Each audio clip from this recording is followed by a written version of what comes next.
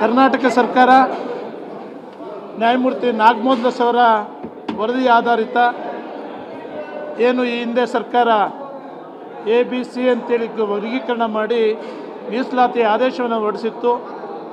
ಅದರ ಹಿನ್ನೆಲೆಯಲ್ಲಿ ಕರ್ನಾಟಕದಲ್ಲಿರ್ತಕ್ಕಂಥ 49 ಮತ್ತು 10 ಸೂಕ್ಷ್ಮ ಅತಿ ಸೂಕ್ಷ್ಮ ಅಲೆಮಾರಿ ಸಮುದಾಯಗಳು ಈಗೇನು 2-3 ತಿಂಗಳಿಂದ ಹೋರಾಟಗಳನ್ನು ಮಾಡ್ಕೊಂಡ್ಬಂದಿದ್ದೇವೆ.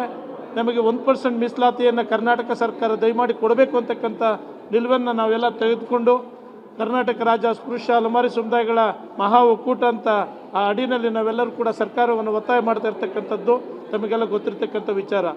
ಇವತ್ತು ಮಾನ್ಯ ಮುಖ್ಯಮಂತ್ರಿಗಳು ಸಮಾಜ ಕಲ್ಯಾಣ ಸಚಿವರು ಕೂಡ ಇವತ್ತು ವಿಧಾನಸೌಧದಲ್ಲಿ ನಮ್ಮನ್ನು ಸಭೆಯಲ್ಲಿ ಕರೆದು ನಮಗೆ ಅನೇಕ ವಿಚಾರಗಳನ್ನು ನಮ್ಮ ಜೊತೆ ಚರ್ಚೆ ಮಾಡಲಾಗಿ ಮೊದಲಿಗೆ 1% ಮೀಸಲಾತಿಯನ್ನು ಕಾನೂನಿನ ಚೌಕಟ್ಟಿನಲ್ಲಿ ಯಾವ ರೀತಿ ನಾನು ಕೊಡಬೇಕು ಅಂತಕ್ಕಂಥದ್ದನ್ನು ಅತಿ ಶೀಘ್ರದಲ್ಲೇ ನಾನು ಅನುಷ್ಠಾನಗೊಳಿಸೋದಕ್ಕೆ ಪ್ರಾಮಾಣಿಕ ಪ್ರಯತ್ನ ಮಾಡ್ತೇನೆ.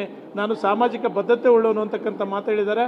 ಹಾಗಾಗಿ ಅವರಿಗೆ ನಾವು ಈ ಅಲೆಮಾರಿ ಏನು ಅಸ್ಪೃಶ್ಯ ಅಲೆಮಾರಿ ಮಹಾ ಒಕ್ಕೂಟದ ಪರವಾಗಿ ಅವರಿಗೆ ಧನ್ಯವಾದಗಳನ್ನು ತಿಳಿಸ್ತಾ ಇದ್ದೀವಿ. ಅದೇ ರೀತಿ ಮಾನ್ಯ ಸಮಾಜ ಕಲ್ಯಾಣ ಸಚಿವರಾದಂಥ ಮಾದೇವಪ್ಪನವರು ಕೂಡ ನಮಗೆ ಆಶ್ವಾಸನೆ ಕೊಟ್ಟಿದ್ದಾರೆ. ಅದರ ಜೊತೆಯಲ್ಲಿ ಈ ಒಂದು ಅಲೆಮಾರಿ ಸಮುದಾಯಗಳಿಗೆ ಪ್ರತ್ಯೇಕವಾದಂಥ ನಿಗಮವನ್ನು ಕೂಡ ಮಾಡಿಕೊಡ್ತೀವಿ ಅಂತಕ್ಕಂಥ ಮಾತನ್ನು ಆಶ್ವಾಸನೆ ಕೊಟ್ಟಿದ್ದಾರೆ. ಅದರ ಜೊತೆಯಲ್ಲಿ 49 ಮತ್ತು 10 ಏನು ಅತಿ ಸೂಕ್ಷ್ಮ ಅಲೆಮಾರಿ ಸಮುದಾಯಗಳಿಗೆ ವಿಶೇಷ ಪ್ಯಾಕೇಜನ್ನು ಕೂಡ ಕೊಡೋದ್ರಲ್ಲಿ ಯಾವುದೇ ಅಡ್ಡಿ ಇಲ್ಲ, ಖಂಡಿತ ಕೊಡ್ತೀವಿ ಅಂತಕ್ಕಂಥ ಮಾತನ್ನು ಹೇಳಿದ್ದಾರೆ. ಹಾಗಾಗಿ ಅವರುಗಳಿಗೆ ಮಹಾ ಒಕ್ಕೂಟದ ಪರವಾಗಿ ನಾವು ಅವರಿಗೆ ಧನ್ಯವಾದಗಳನ್ನು ತಿಳಿಸ್ತೇವೆ. 2 ವಿಚಾರ 2 ಪಾಯಿಂಟ್ 1 ನಿಮಿಷ 2 ಶೇಷಪ್ಪ ಅಂತ ಹೇಳಿ ಇಲ್ಲಿ ಮಹಾ ಒಕ್ಕೂಟದ ಅಧ್ಯಕ್ಷ ಒಂದು ಒಕ್ಕೂಟದ ಅಧ್ಯಕ್ಷರು ಮೀಡಿಯಾದಲ್ಲಿ ಕವರ್ ಮಾಡಬೇಕು. 1 ನಿಮಿಷ ಸ್ವಲ್ಪ ದಯವಿಟ್ಟು ಸುಮ್ಮನಿರಿ. 2 ಅಂಶಗಳನ್ನು ಮುಖ್ಯವಾಗಿ ಚರ್ಚೆಗಳು ಇವತ್ತು ನಡೆದಿದ್ದಾವೆ, ಅದನ್ನು ಗಮನಕ್ಕೆ ತರಲಿಕ್ಕೆ ಬಯಸ್ತೀನಿ. 1% ಮೀಸಲಾತಿ 3 ಡಿಮ್ಯಾಂಡ್ ಆಗಿತ್ತು. 1% ಪ್ರತ್ಯೇಕ ನಿಗಮ ಮತ್ತು ವಿಶೇಷ ಆರ್ಥಿಕ ಪ್ಯಾಕೇಜು 3ಕ್ಕೂ ಕೂಡ ಸರ್ಕಾರ ತಾತ್ವಿಕವಾಗಿ ಒಪ್ಪಿಗೆಯನ್ನು ಸೂಚಿಸಿದೆ. 3ಕ್ಕೂ ಸ್ಪಷ್ಟವಾಗಿ ಸೂಚಿಸಿದೆ. ವಿಶೇಷವಾಗಿ 1% ಬಹಳ ಮುಖ್ಯವಾದ ಡಿಮ್ಯಾಂಡು. ಅದರ ಬಗ್ಗೆ ಸರ್ಕಾರ ಖಚಿತವಾದ ತೀರ್ಮಾನ ಹೇಳಬೇಕು ಅನ್ನೋದು ನಮ್ಮೆಲ್ಲರ ಬೇಡಿಕೆಯಾಗಿತ್ತು. ಅವರು ಸರ್ಕಾರ ಪ್ರತ್ಯೇಕವಾಗಿ 1% ಮೀಸಲಾತಿಯನ್ನು ನೀಡಲಿಕ್ಕೆ ಬದ್ಧವಾಗಿದೆ ಅನ್ನೋದನ್ನು ಸರ್ಕಾರ ಸ್ಪಷ್ಟವಾಗಿ ಹೇಳಿದೆ. ಈಗೇನು ಸೇರಿಸಲ್ಪಟ್ಟಿತ್ತು C ಕ್ಯಾಟಗರಿ ಒಳಗಡೆ, ಅದು ಅನಿವಾರ್ಯ ಸಂದರ್ಭಗಳಲ್ಲಿ ತಾತ್ಕಾಲಿಕವಾಗಿ ಮಾಡಿದ್ದಂಥ ಅರೇಂಜ್ಮೆಂಟು, ಪರ್ಮನೆಂಟ್ ಅಲ್ಲ.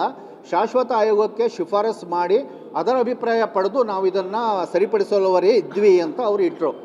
ನಾವು ಹೇಳಿದ್ದೇನಪ್ಪ ಅಂದರೆ ಶಾಶ್ವತ ಆಯೋಗಕ್ಕನ್ನು ಮಾಡಬಹುದು, ನಮಗೆ ಸ್ವಲ್ಪ ಸಮಯ ಕೊಡಿ ಅಂತ ಕೇಳಿದರು ಇದನ್ನು ಬಗೆಹರಿಸಲಿಕ್ಕೆ.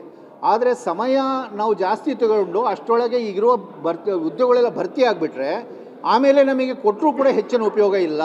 ಹಾಗಾಗಿ ಈಗ ಏನು ಬ್ಯಾಕ್ಲಾಗ್ಸ್ ಇದೆ ಇವೆಲ್ಲ ಕೂಡ ರೆಕ್ರೂಟ್ಮೆಂಟ್ ಶುರು ಆಗೋದಕ್ಕಿಂತ ಮೊದಲೇ ಅಲೆಮಾರಿಗಳ ಇಶ್ಯೂ ಬಗೆಹರಿಬೇಕು ಅನ್ನೋದನ್ನು ನಾವು ಹೇಳಿದ್ದೀವಿ. ಅದನ್ನು ಸರ್ಕಾರ ಕೂಡ ಒಪ್ಕೊಂಡಿದೆ.